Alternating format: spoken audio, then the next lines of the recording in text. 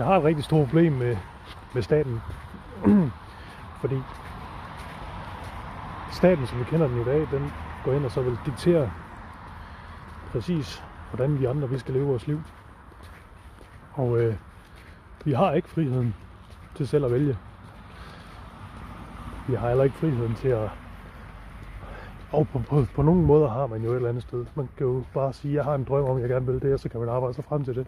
Det er jo fint nok, at man kan det, og man kan gøre sig selvstændig og sådan noget. Men der er bare nogle aspekter omkring staten, som der gør, at vi ikke er fri. Og det kan være sådan noget som for eksempel, hvis man vil giftes med en udlænding. Der har man lavet reglerne om i 2018. Og det er nogle stringile regler. Kan man gennem familieretshuset, og man skal igennem udlændingsstyrelser, og man skal gennem alle mulige ting. Og her har jeg måske et problem med, at man bare åbner grænsen for illegal immigration og indvandring, hvor man lader flere tusind mennesker udefra med andre værdier. Ikke fordi jeg elsker jo som sagt alle, som alle ved, men med andre værdier, været ind under vores grænse.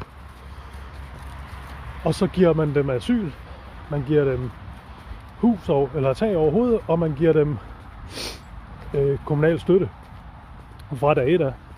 Om så de går ud og begår kriminalitet, voldtægt og alle mulige ting, altså alt hvad der hedder grov vold og så videre, så er der meget, meget lille sandsynlighed for, at de her mennesker bliver smidt ud igen.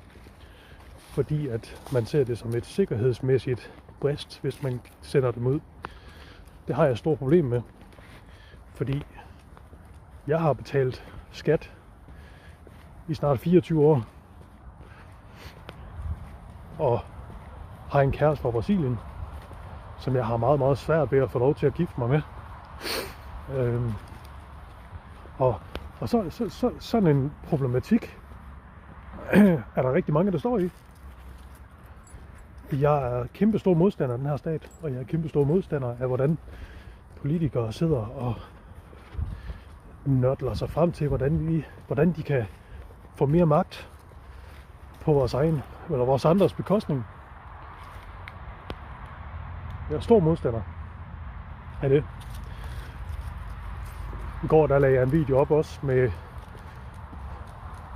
med nogle bondemænd, som der nu vil ud og så demonstrere omkring det faktum, at man har dikteret, at der skal stoppes bogvær i vores madvarer og så videre.